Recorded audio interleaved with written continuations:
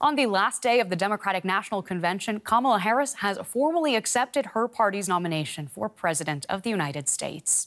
Addressing delegates on the final night of the four-day event in Chicago, Vice President Harris sketched out her vision for the future, one that would offer unity and opportunity. She promised that if elected, she would be a president for all Americans. Now, Harris accepted the party's nomination unopposed just over a month after Joe Biden announced he would drop out of the race.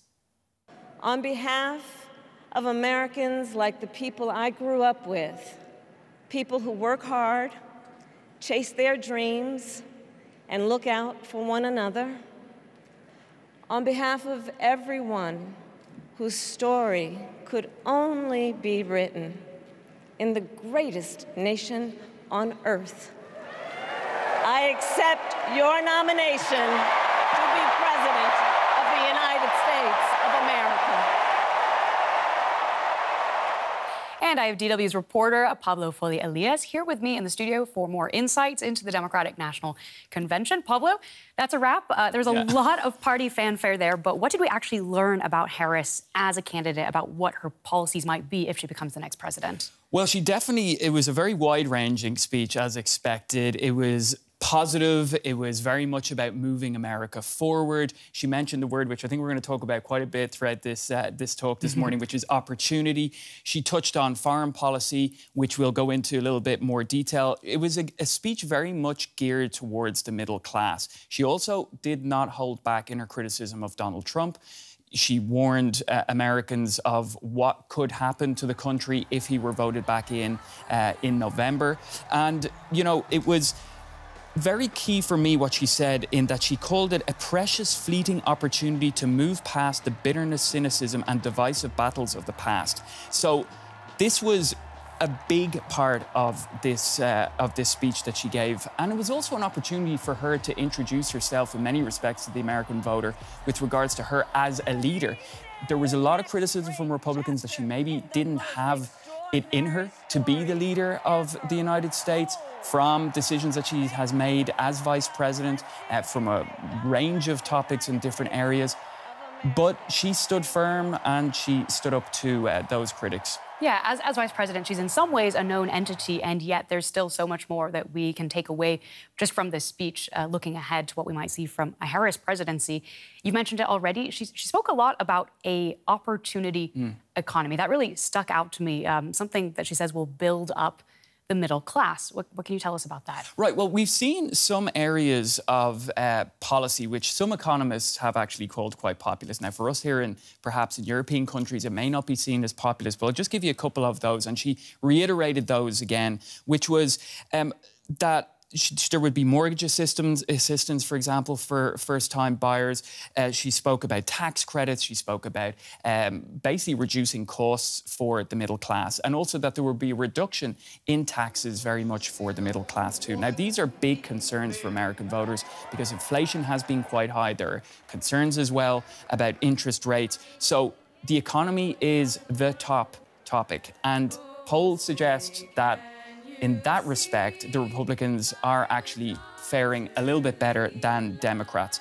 And also, it was very much geared towards voters, the middle class in swing states. And she really wanted to appeal to those voters.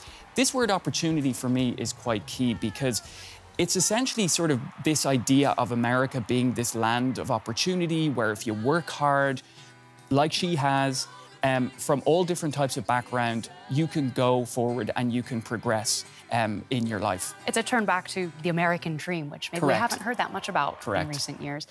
Pablo, stay with us for just a second. I want to play a clip from Kamala Harris, because obviously one area of her speech we need to look at is foreign policy. Among other things, she's commented on the ongoing war in Gaza. So let's take a listen to what she had to say there. Let me be clear. I will always stand up for Israel's right to defend itself, and I will always ensure Israel has the ability to defend itself. At the same time, what has happened in Gaza over the past 10 months is devastating. So many innocent lives lost. Desperate hungry people fleeing for safety over and over again. The scale of suffering is heartbreaking. So, Pablo, Kamala Harris has called for a ceasefire, for a hostage release deal. Do you think this speech will appease the elements of her party who are deeply disappointed in the way that the Biden administration has approached Israel regarding its handling, its conduct of the war in Gaza? Well, it was interesting from what we just saw there. It was obviously very, very, very... she was very careful in how she worded everything. You know, she reiterated her support for Israel, but also once again reiterated that, you know, more needs to be done for the Palestinian people too. Now, what I think is we'll have to wait and see after this week to see how the polls do. But, you know, the call for more criticism towards Israel, she has done before. Like, let's not forget that just this summer, Netanyahu, the Prime Minister of Israel, Benjamin Netanyahu, was in Washington.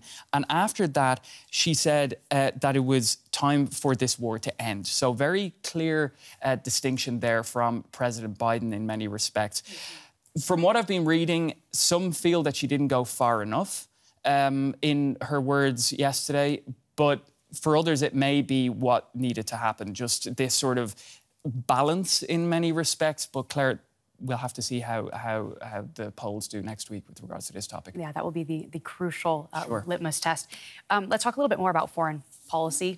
What other elements of her platform came up at the DNC that we can point to? Very much a defender of America's traditional alliances, a big supporter of NATO, and one big area which she touched on, of course, is the war in Ukraine. Unwavering support for Ukraine, reiterated once again that the US is going to be there.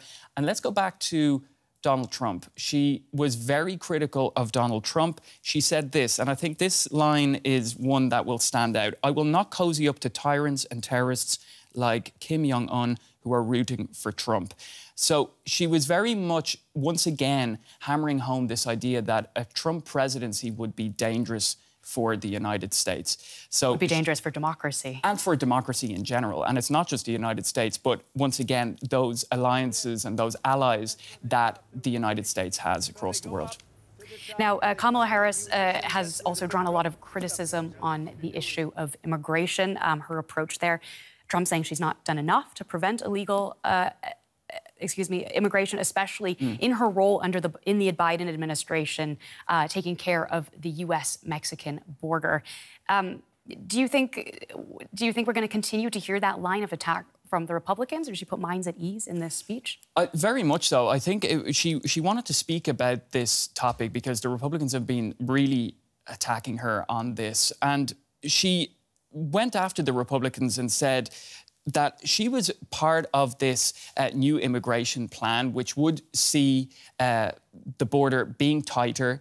And she basically said that Donald Trump and the Republicans had torpedoed any plans that she had and the Democrats had because there was this bipartisan deal that they came up with, which would see tougher restrictions on the border and at the same time not closing the United States to a legal path to immigration and a legal path to becoming American. So once again, it was sort of trying to strike this balance between, you know, the Democratic stance of being more open in many respects, but also sort of moving in the direction of the Republicans and saying that the border is going to have tougher restrictions. And Paulo, we're just looking at some footage of former President Donald Trump at the border, a trip he made earlier this week, in part, I think, really to drive home this criticism of Vice President Harris.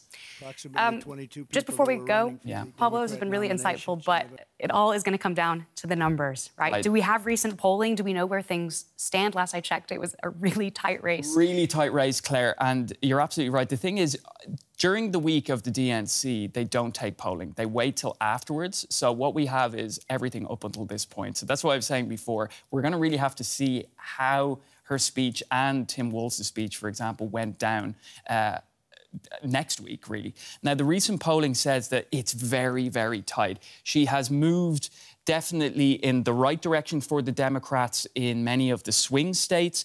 There was an ABC Washington Post Ipsos poll, which actually has Harris slightly ahead in polling averages, but it's very, very tight. Now, the big issues, I mentioned it before, that she really needed to look at, these are the big concerns for Americans: economy, inflation and immigration. And in the recent polling, Trump has had an advantage there.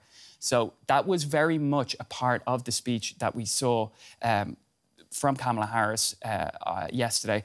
So there's also one more poll, which is from the CBS YouGov polling. Let's hear it. Which is that more than 1 in 3 voters say they don't know what Miss Harris stands for. That's so interesting, isn't it? She's been in office as vice president, but still many who haven't made up their minds. So, Claire, I think well, like I said, it's a lot of waiting and seeing how everything is going. I'll be keeping an eye on the polls next week, that's for sure. I'm sure you will. Yeah. Pablo, thank you so much for joining me in the studio with that update. That is DW's Pablo Foley Elias. Thanks, Claire.